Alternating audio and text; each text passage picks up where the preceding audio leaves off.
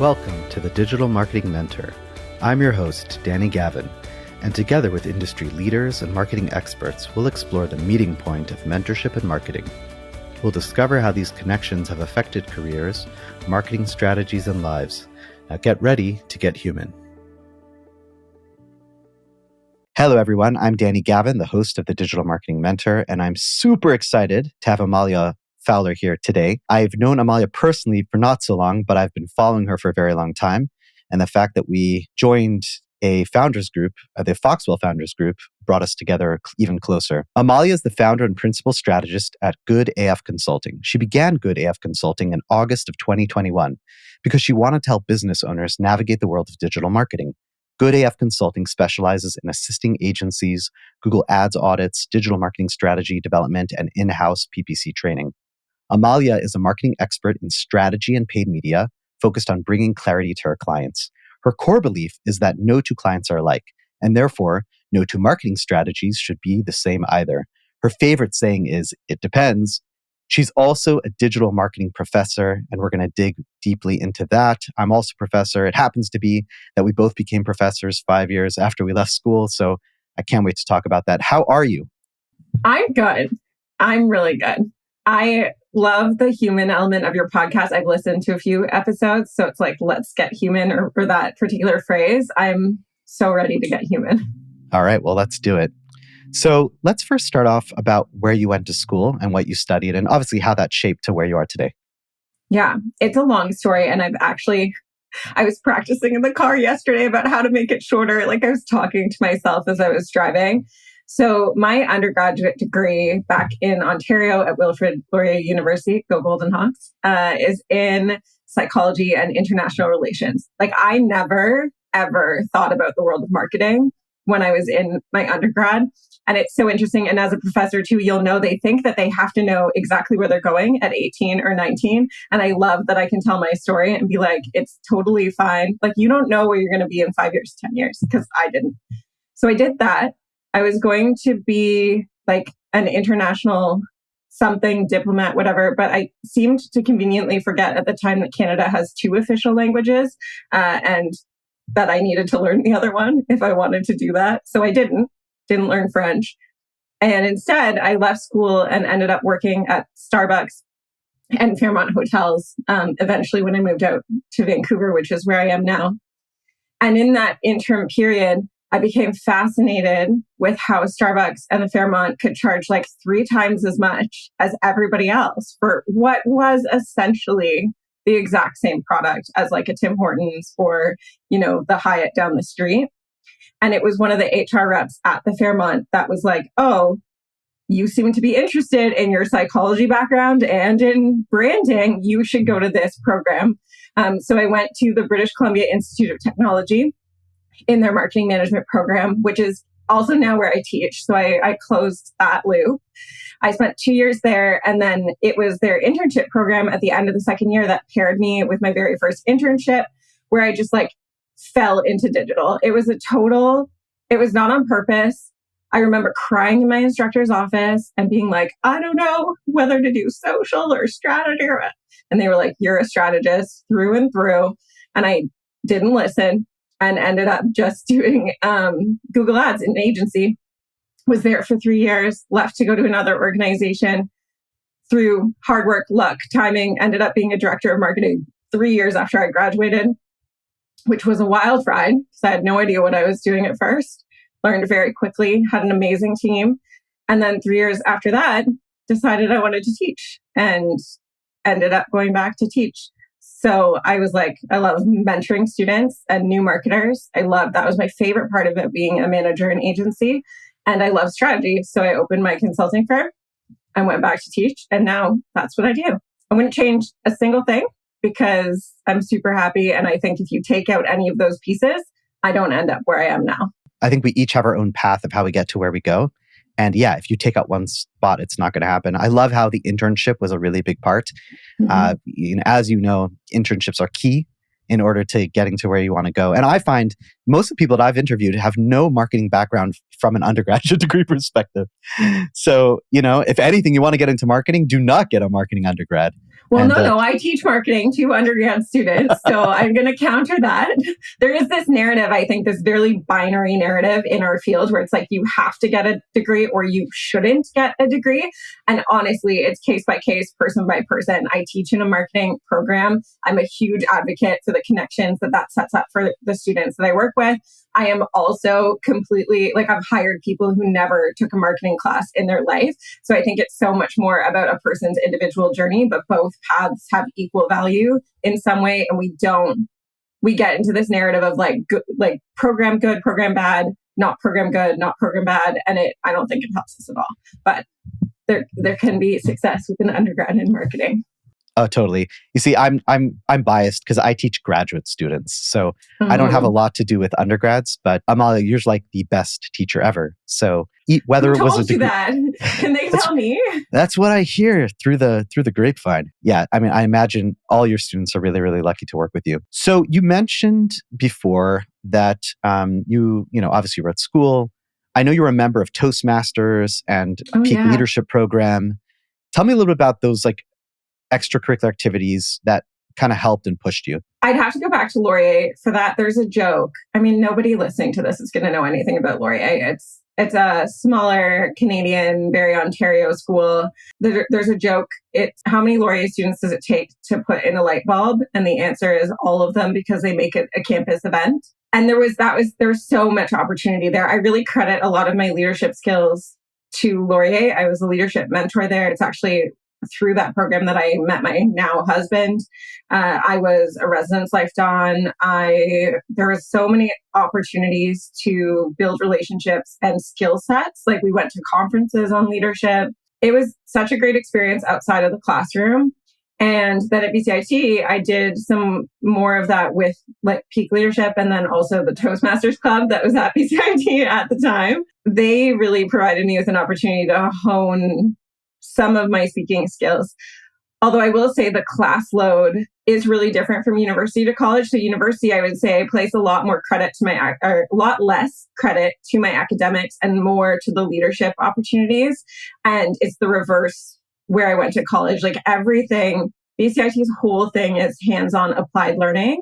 So everything that we do there is really applicable to the real world. And so it was being in the classroom and working with other students in groups and doing 3 or 4 presentations a term. And then in our final semester, we actually have students present to a real life client, like pitch, like they're a mini agency. So it was all of that in the classroom work that really made a big difference for me in my second go around at school. But I think what it does show is, we often have students who go to college and they don't get involved with either activities outside the classroom or don't take advantage of those classes that bring real life and experience. Those could be the keys to success of having, a successful college experience versus not having one. Yeah, I also like to just acknowledge that some of my students don't have the time. Like it's like they have to work or they're in certain circumstances where that extracurricular element is not something that they can do. I would also argue that like working through college and that time management that brings, and maybe you're in a leadership role at your work, is just as valuable as being in those extracurricular things, just because I know that there's some students who can't because of time or other responsibilities, but I find that they also operate really organizationally well and should emphasize those project management skills as they try and go into agency because it's tough. It's tough to do any degree and be working practically full-time hours to support yourself at the same time. All right. So I want to jump into mentorship. So Amalia, how do you define a mentor? This is such a good question. And I don't know the answer. So there's the formalized mentor relationships, which I think are a lot less frequent than people believe them to be. The narrative of like find a mentor and it's like you have to sit down and hammer out a contract. That doesn't usually happen. It does happen sometimes where you have like I've officially formally mentored someone. But I find mentors to me are also not even somebody like who's somewhere you want to be, but it's someone who has made an impact on your life that you are going to recall long into the future. That's how I define a mentor. I believe that the definition should be wide enough that it can even be somebody that you've had very little personal interaction with. And I find sometimes too, like my students end up as like these mini mentors for me because they say something or they approach something in a way that I've never thought of before, and I continue to think of and then tell future students. Like, to me, that's a similar vibe. So I've given you a lot of like what it's not, which is unhelpful, but I think that it is someone who leaves an impact, a positive impact on you in some way as you move forward through your career. That's how I would define it. I love your definition. And sometimes, we can describe something the way it is or what it's not. And I think both give an accurate portrayal. So I like how you're piecing a lot of different parts together because it's really not clear cut, right? I think, part of the podcast is exploring this, and we see that so many different experiences and people have different perspectives on what a mentor is. As you described, it can be a lot of different people. But what are the most important traits that you find in a mentor? It obviously differs. Like, my catchphrase is "it depends." So I feel like I have to drop it at least once while we're recording. I would say mentors are experts in something, even if that's just themselves. Like, there's a high degree of self-awareness in at least all of the mentors that have crossed my path. I would say authenticity / vulnerability. And people mistake, they think vulnerability is like telling everyone everything about your life. And it's not. Vulnerability and oversharing are not synonymous. And so many people believe that they are. So self-awareness, vulnerability, authenticity, and I would say some level of expertise in a field, some level of life experience. And I don't associate life experience with age because I also know some 18 or 19-year-olds who have been through so much in their short time that I would argue they have more life experience than someone a decade older than them sometimes. Yeah, I agree. Mentor is definitely not tied to age. No. It's more of the being. People really think it is. They're like, I have to find someone who's been doing this for 25 years or who has been, has all of this life experience or has had the exact role I want for at least 5 years. And it's like, it's like when people build personas for marketing, focusing on demographics and geographics and job title is not the way to go in that situation or with a mentor. I love that. Let's explore a little bit more. Yeah. Why do you think people get stuck on the age thing?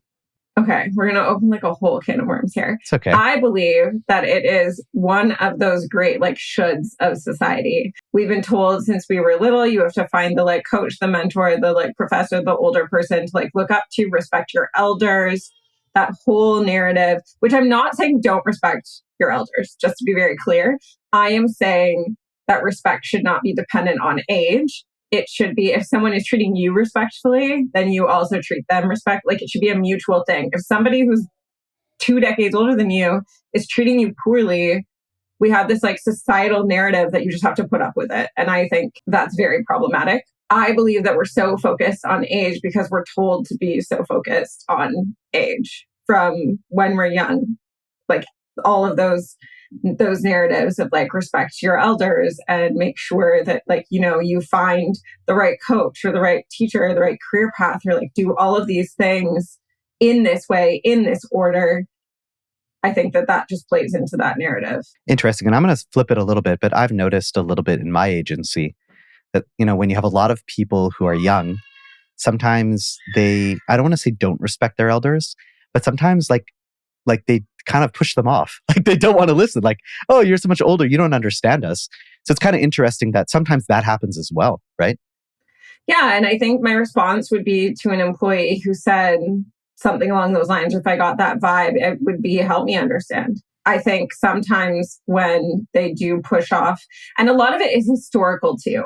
So I've had employees who have had terrible bosses before me. And I think as bosses, we forget to take into the context of where an employee is coming from. So if my employee is sitting week after week, not talking to me in a one-on-one, not disclosing things to me, but I know that they're over there talking to like Brad from accounting about it, I'll call it out. I'll be like, I can't help you if I don't know what the problem is because I am not psychic. So I need you to tell me and not tell Brad so that I can fix this. Like, let's brainstorm this together. And I think a lot of the time, all behavior has a root, regardless of how old you are. And I see this sometimes with young people I teach or young people I like have hired in the past, where it's past experience that tells them their teacher doesn't want to listen to them, or their boss isn't going to listen to them, or people like the narrative around Gen Z. It used to be the same for the narrative around millennials. Like, I eat avocado toast and I bought a house. Thank you very much. Like, it's when you're coming up against so much, and they grew up in the age of social media too, which a lot of them don't love. Like, in the conversations I've had with them, they're like, I don't think that this was good for me or good for my generation. They've grown up constantly comparing. So I think it's about putting yourself in their shoes. Again, it's like, I'd be a little bit jaded too, I think, if I was younger. Yeah, that sparks. I just watched a video last night. Dove just came out with a new campaign. I don't know if you caught it on LinkedIn, but I man, I watched it before I went to bed last night, and maybe I shouldn't have. But for those who haven't seen the video, we'll definitely put a link. But it's about this cute, beautiful young girl, growing up, and then as she gets her first phone, and then starts, comparing herself, and it takes snapshots of her journal, complaining about her weight, and sadly, she eventually has a real eating disorder.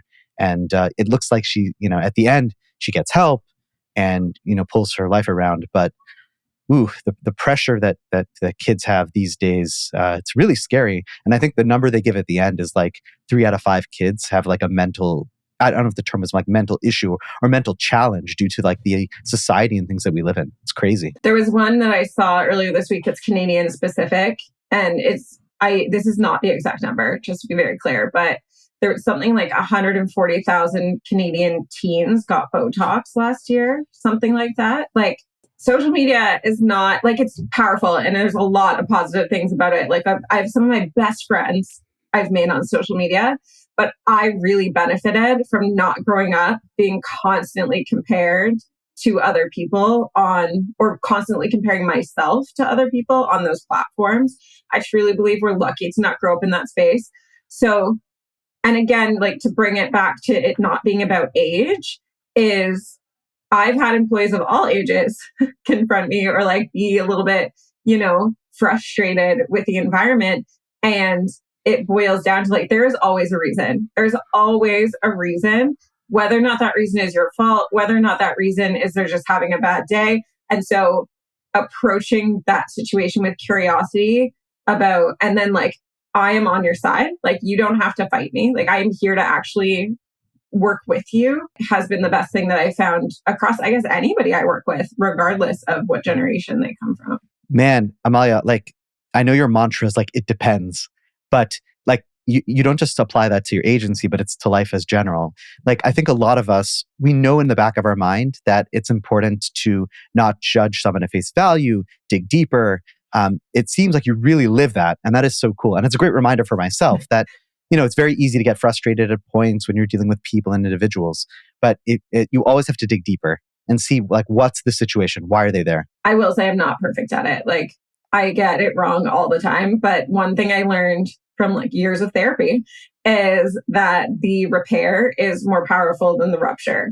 So if you make a mistake, if you yell at your employees, if you don't approach a situation the way you want to, if you, in a moment, call out a student in front of other students and you regret it, an apology goes a long way. Like, you shouldn't have done that, but I also shouldn't have reacted the way that I did, or I shouldn't have yelled at the whole team when it was one person's issue. Like, thank you for coming to me and reminding me or telling me how that made you feel.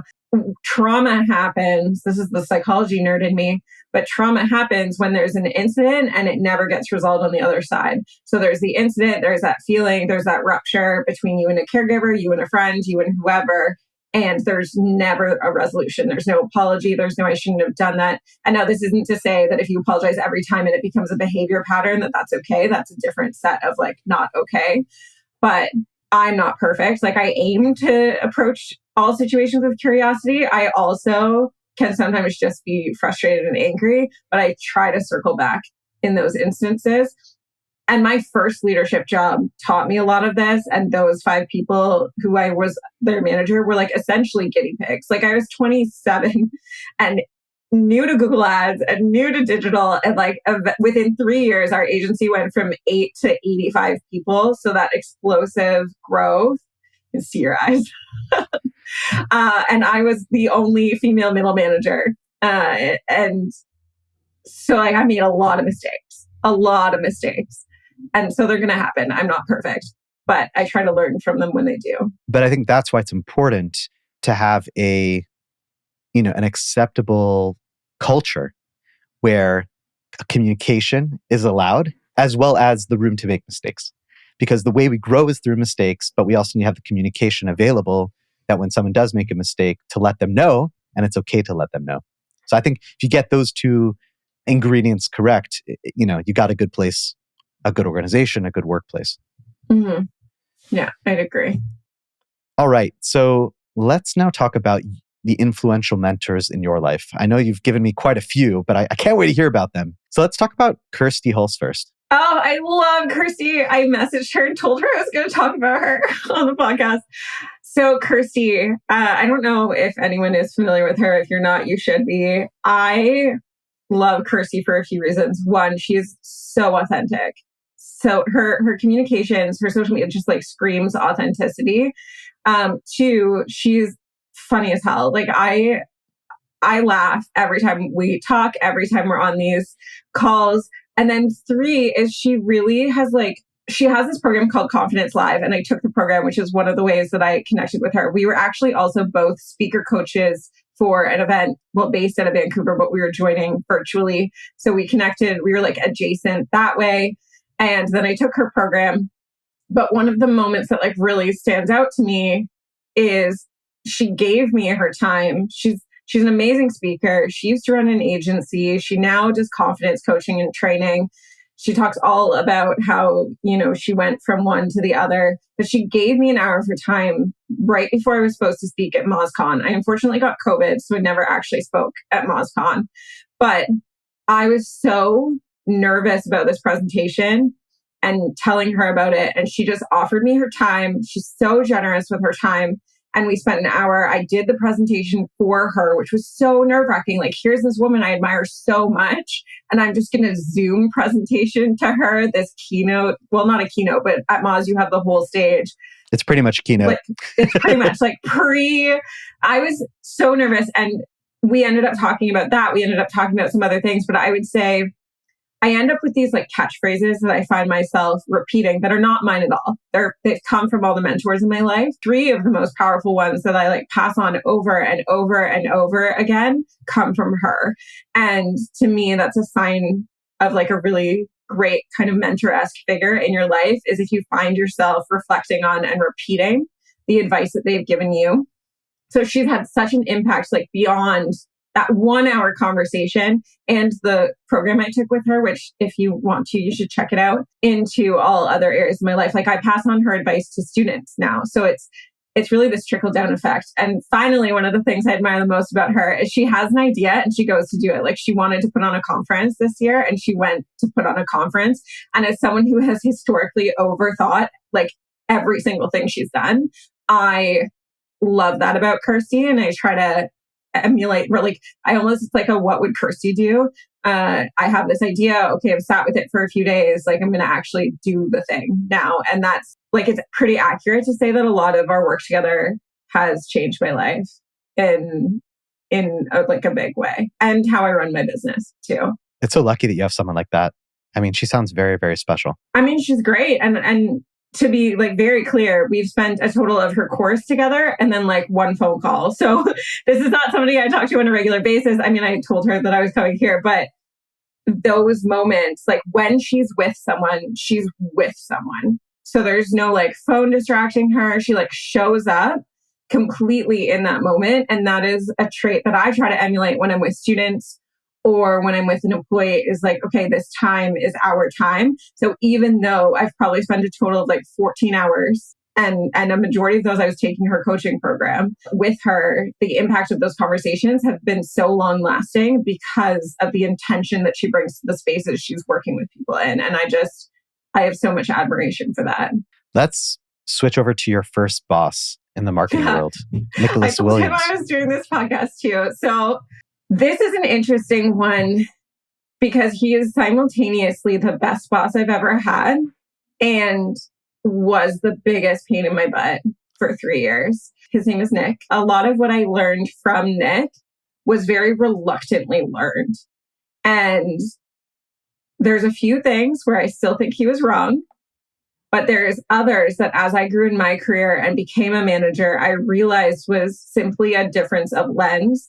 So when I was there, reviews were like, you tell us how you bring value to the company. And I was like, this is an unnecessary hurdle for me to climb. But then I find myself as a manager being like, so tell me what you've done in the last year to deserve this raise, you know? And then towards the end of my tenure at that particular organization, he was like, we need to get on processes. Like I said, we'd grown to like 85 people. And those of us who were there from the beginning, because it was a startup automotive agency. So like all three wonderful things to put together in like a culture bomb, honestly. And no one was over 40. It was the time. I learned a lot. But he was like, we need to start writing things down. Like we can't have a knowledge drain of all these OG people leaving and nothing being documented, which is so true. And I was like, no, this is going to take up too much time. And I don't have any time. When I quit, I spent like a month writing processes. And then in my first job after that, where I was the director of marketing, we had a shuffle, like a shakeup. So my team was like all brand new. I was like, we're documenting everything from day one.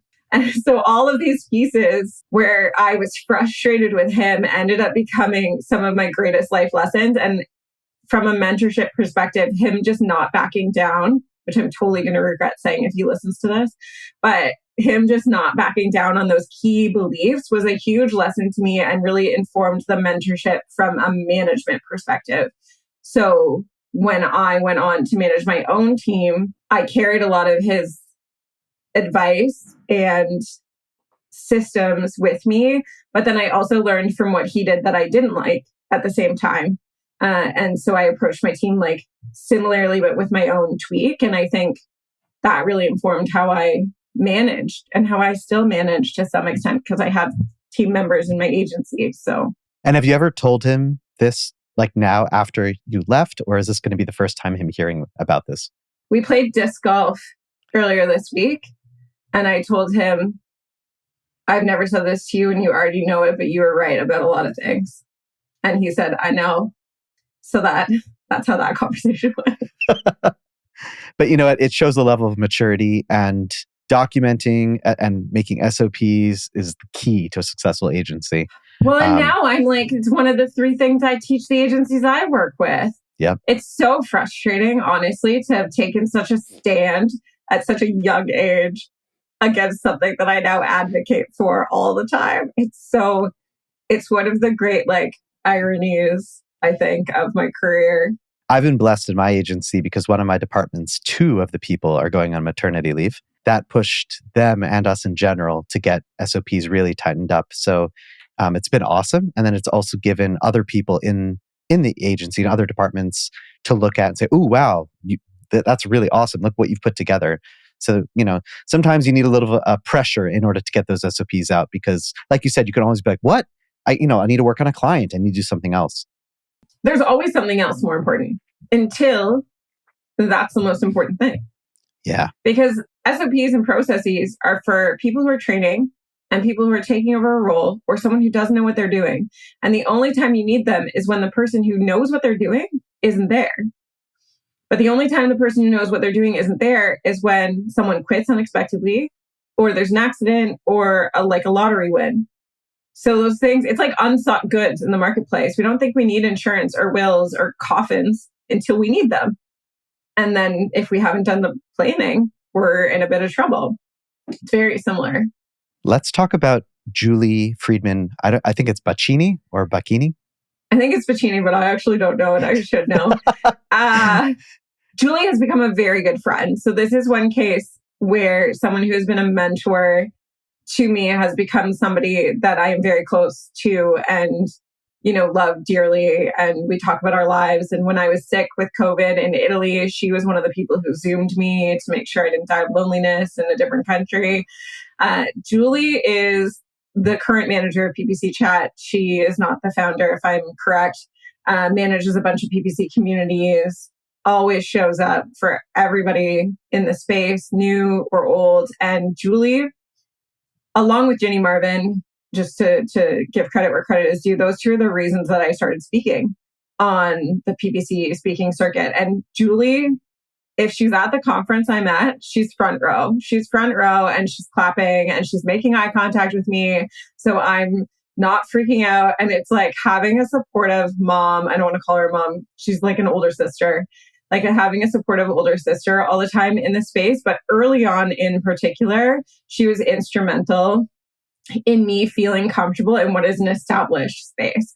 I was so lucky that Julie just like welcomed me into the PPC space the way she did and extended a hand. And so from Julie in a mentorship perspective, I've learned a lot about generosity and passing on knowledge and not gatekeeping. And so I learned from Julie in particular to share and to be generous and to offer that helping hand. And it's been such a pleasure of like, because I'll never repay her. The reason that I'm now so successful in my own business is because I spent 5 years in industry building a personal brand. And the reason I was able to build a personal brand was because Julie and Jenny opened doors for me that would have been closed otherwise. And so I'll never be able to repay the two of them in particular in the same way. So the way I look at it is I now open doors for other new people who are coming into the industry and create a safe space to learn. Let's switch over to you. Obviously, now you are mentoring lots of people, whether it's your freelancers, students, people who are up and coming in the marketing space. How do you enjoy being a mentor? And do you sense any difference between how you mentor a student versus a freelancer? Yeah. So first, I don't think of myself as a mentor. I remember the first time I've had one, like I said, official, like documented mentor-mentee relationship. And that was fantastic. Hi, Jesse. Outside of that, like I don't, just like the label expert, like I don't put that on myself. And then people will be like, oh, you're a marketing expert. And I'm like, I'm a what? Like, I don't think of myself as a mentor the same way that I don't think of myself as an expert. So I don't actively try to mentor in situations. Generally, the conversation, regardless of who it is, goes like this. They go, I've got a problem. I've got something. Can I pick your brain? I'm not sure what to do with my career. I'm not sure what to do with this particular problem. And all I do is behave as a sounding board. That's literally all I do. I'm never telling anyone what they should do because just like no two digital marketing strategies are the same or should be the same, it's the same with people. No two people have the same experiences or should move in the same direction or should do the same thing. So someone the other day came to me and was like, I don't know if I should go into the workforce or if I should travel. And I was like, what do you want to do? And they're like, I want to travel. And I was like, okay, like I should do that. And they're like, but what if this, what if that? And I'm like, but what if you don't go? Like, how are you going to feel about that in a decade? And then I usually will throw in like a personal anecdote, which for me is I went straight from school to the workforce. And I don't believe in regrets because I wouldn't be where I am now. But one of the things that I wish I had done is travel between school and working. That's one of the things I wish I had done and I didn't. And so I tell them that. And then they're like, okay, thank you. But it's like, I didn't say anything profound. I didn't actually come to the conclusion myself. I didn't tell them what to do. I never enter those conversations with like an end goal. If there is an end goal for me, it's not a conversation that I should be having about someone else's life. I forget what your original question was, if we're being honest, but I don't purposefully mentor. I just do a lot of listening and reflecting. And maybe that is where my psych degree comes in handy. But I want to challenge you. I think that is mentoring, Ooh, and that's what we're trying to redefine here. It's that the fact that you are who you are and the fact that people feel comfortable with you, they want to open up.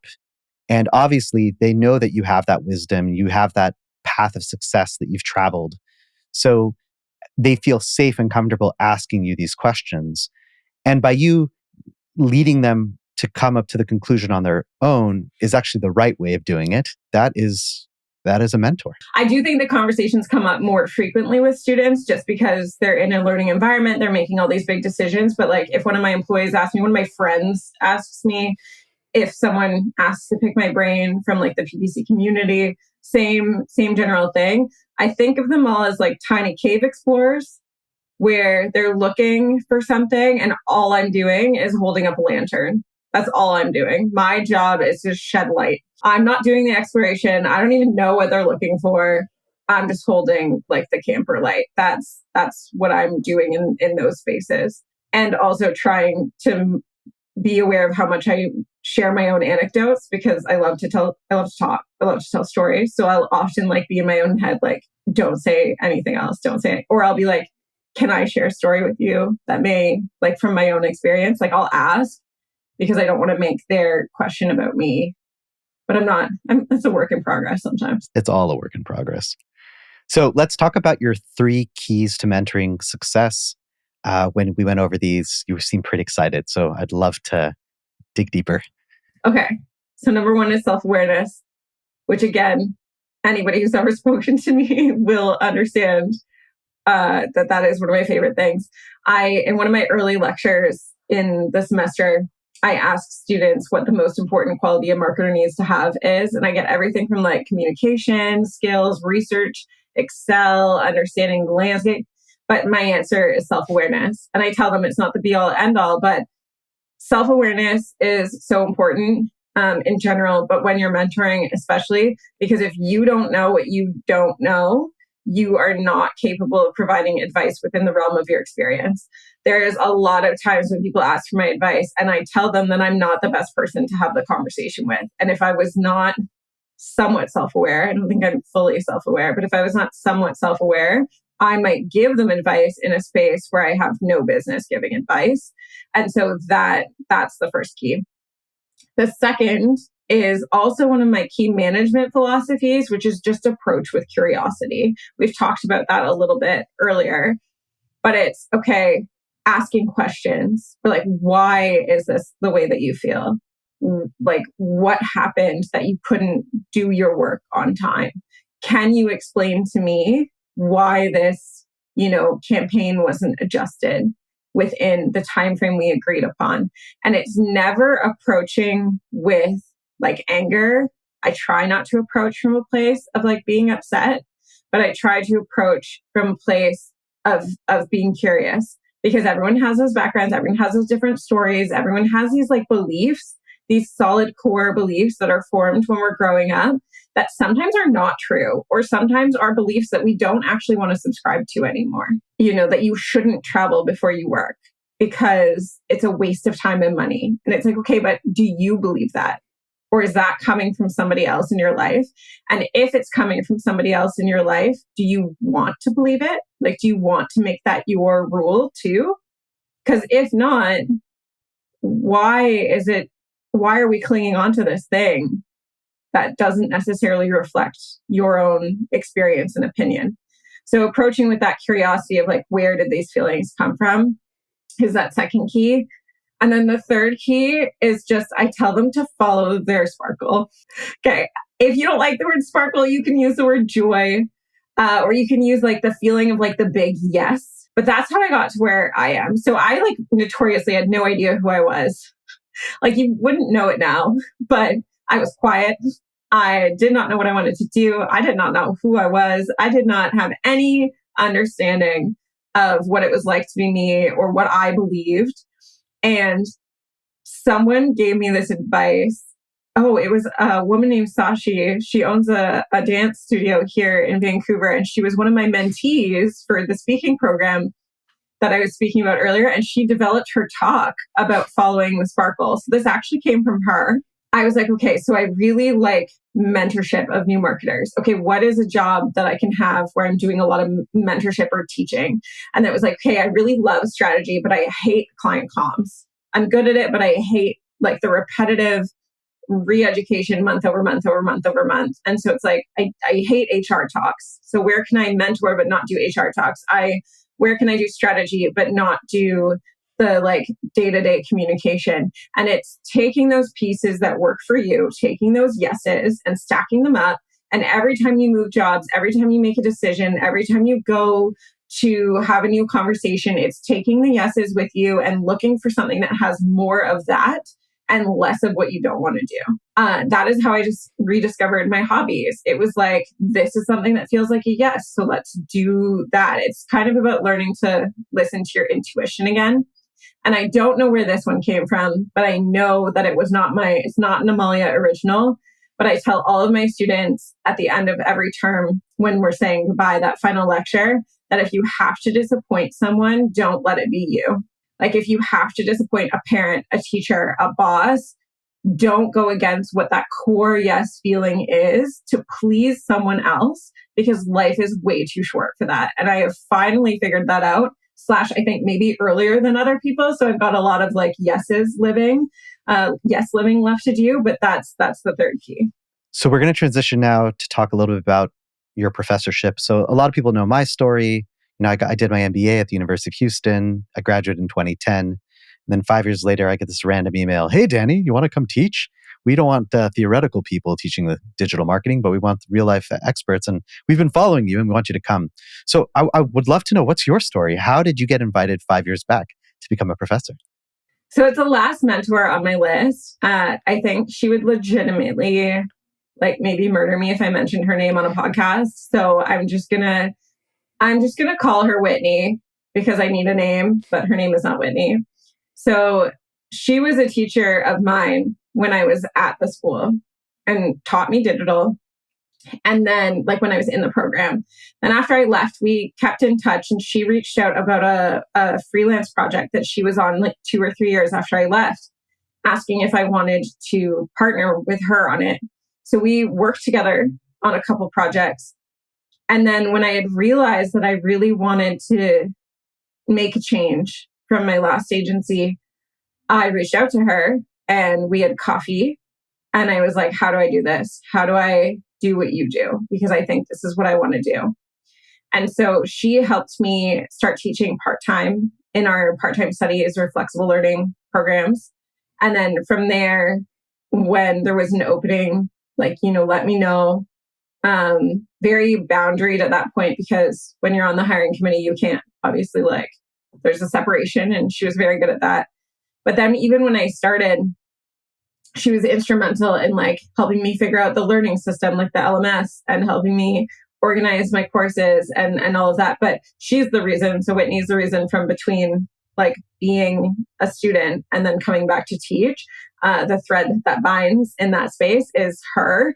And I have so much admiration for the way she works with students and how she preps and the amount of effort she puts in. Because as you know, as digital marketing instructors, there's two kind of paths. You can be lazy and not refresh your content whenever Google decides to make a decision, which is every other day. Or you can change your decks and stay up to date. We get paid the same as a math teacher. Pythagorean theorem or whatever hasn't changed for thousands of years.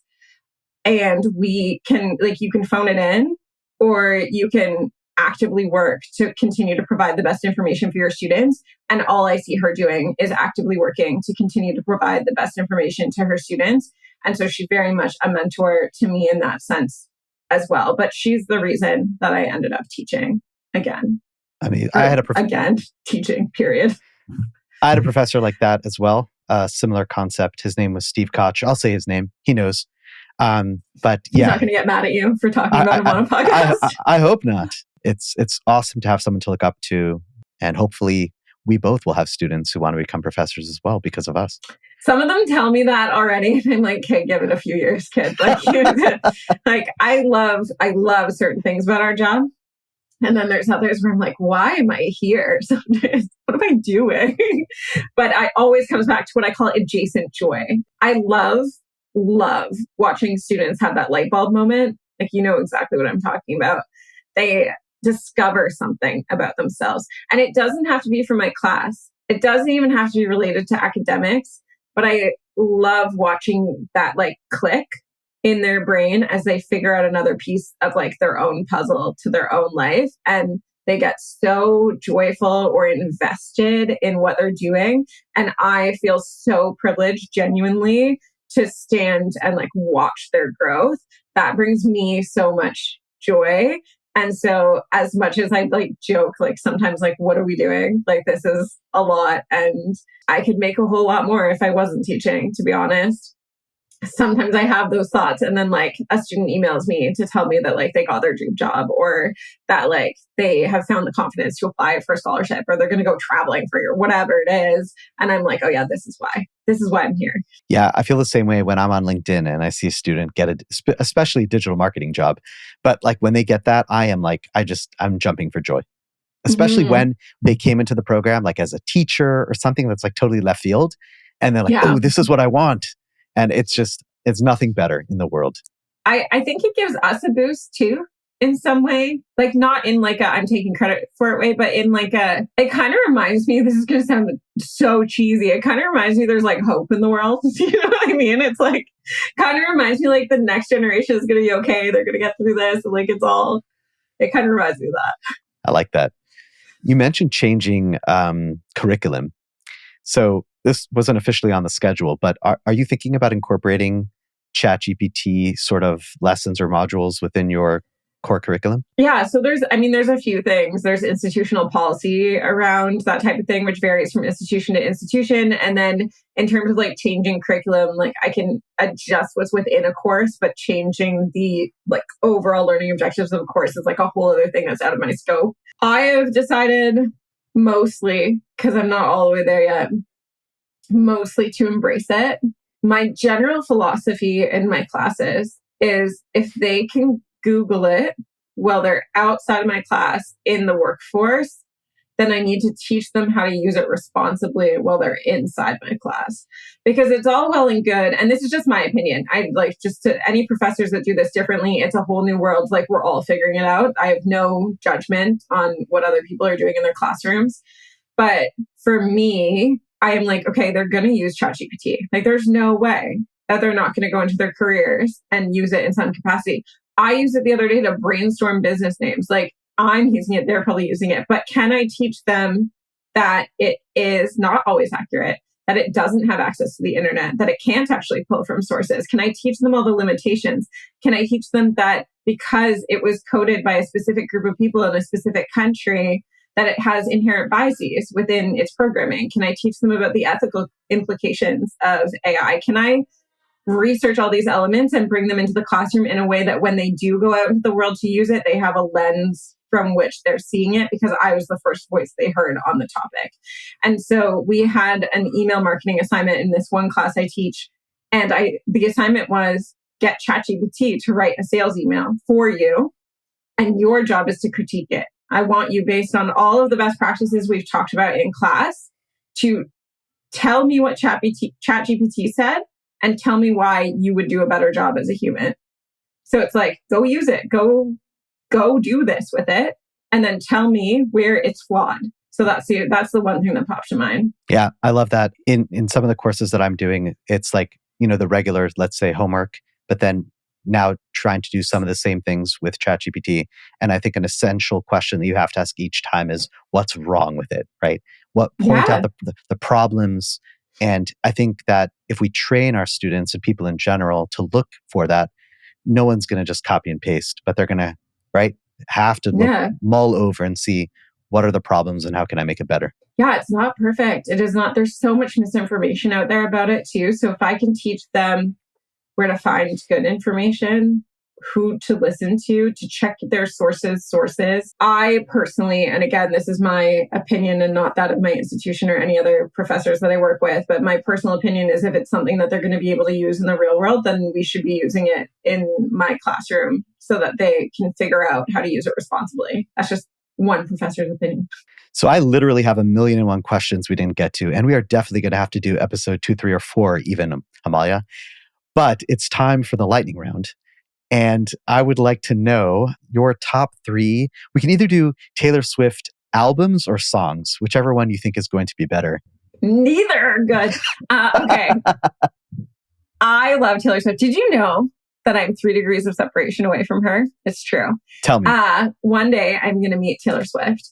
And it may be in a decade, but I will get there. I know somebody who knows Ryan Reynolds, whose wife is best friends or like really good friends with Taylor Swift. So maybe it's just the Canadian connection in me to Ryan Reynolds. But I tell students that at the beginning of the semester. I'm like, also, fun fact about me, I'm 3 degrees of separation from Taylor Swift. there's a lot to be said about the character of people who like certain albums. So I'm probably going to reveal a lot about myself with the following statements. My number one favorite album of hers is Reputation. I'm very much a Reputation girl, and in the sense of like the Swiftie world, like revenge but not unhinged, is kind of how I would like describe that album. Like, just I say the sentence like I'm in my Reputation era all the time. Like I am all about Reputation. It gets a little harder after that because I am a fan. I'm a real big fan of 1989. That was a formative album for me. Like, we're only 1 or 2 years in age apart, Taylor Swift and I. So it's very much like I grew up with these songs, and 1989 both came out at a time and like had a lot to say that was very in line with how I was feeling in that era of my life. So I'd say 1989 is my second favorite album. And now it's like you're just asking me to choose between like another child. My instinct says that Red is my third favorite album, but also Speak Now is there. So I don't know. And I love her newer stuff. Like I love Folklore and Evermore and Midnights. Like I think they're all amazing albums, but the like OG ones kind of, or the older ones kind of have my heart. So Reputation, my final answer is Reputation, 1989, and Red, Taylor's version. Thank you. I love it. And I'm sure that depending on the mood and where you're at, that could switch. But we won't hold it to you. Reputation is always number one. Okay. Always. That never switches. But the rest, yes, they can. I saw on TikTok the other day, someone had like a whole ranking system in Excel. Like the only official way to find your favorite Taylor Swift albums. And now I'm going to have to do it. Like, this is what I spend my time doing. Spreadsheets to rank Taylor Swift albums. This is how cool I am. It helps create spreadsheets for PPC as well. So you're okay. So what is your next big project? Oh, my next big project? Like right now I'm audience building on LinkedIn. So my whole thing with my consultancy is kind of down with cookie cutter. Like none of this cookie cutter stuff. I'm working a lot with agencies and with clients on strategic thinking for, in particular, their ad accounts, but it's not siloed. So we talk about SEO, we talk about email. If I need to bring in other experts to fill in the gaps, I will. Like, I know what I'm not good at. I'm aware of it from a strategy sense, but not an implementation person. So I'm trying to enter this space of you can't hire an agency. You don't want to do it yourself. Like, I am the perfect like middle gap filler consultancy. So I'll do like the setup of the account and the setup of everything as a one-time project, and then teach someone internally for those people who can't afford an agency, but also don't have the time or energy to do it themselves. I'll teach somebody and write those processes of like how to maintain. And then once every couple of months, like check in with them. So I'm building an audience on LinkedIn, talking a lot about audits, talking a lot about strategy, talking a lot about all these pieces and putting them together. And then there's going to be offerings in that space like coming down the pipeline.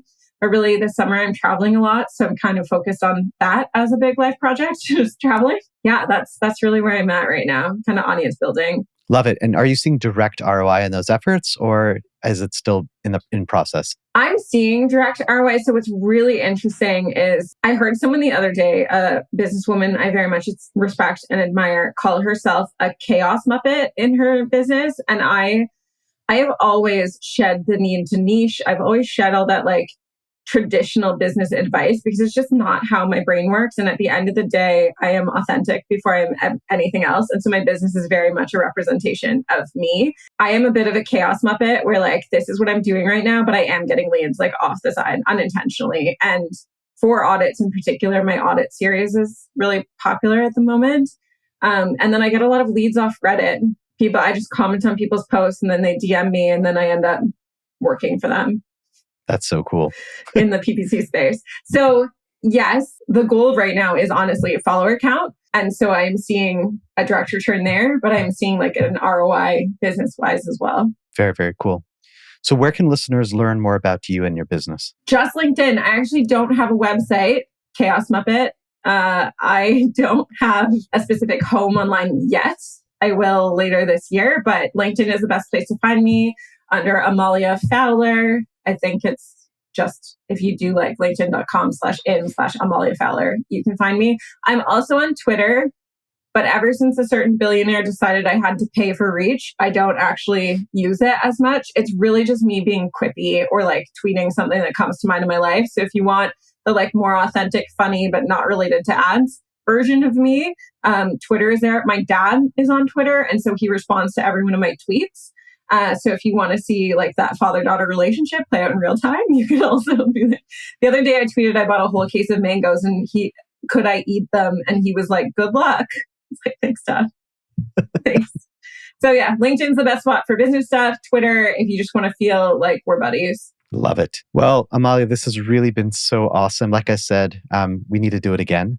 So thank you for being a guest on the Digital Marketing Mentor. And thank you, listeners, for tuning into the Digital Marketing Mentor. We'll speak to you next time. Thank you for listening to the Digital Marketing Mentor podcast. Be sure to check us out online at thedmmentor.com and at the DM Mentor on Instagram.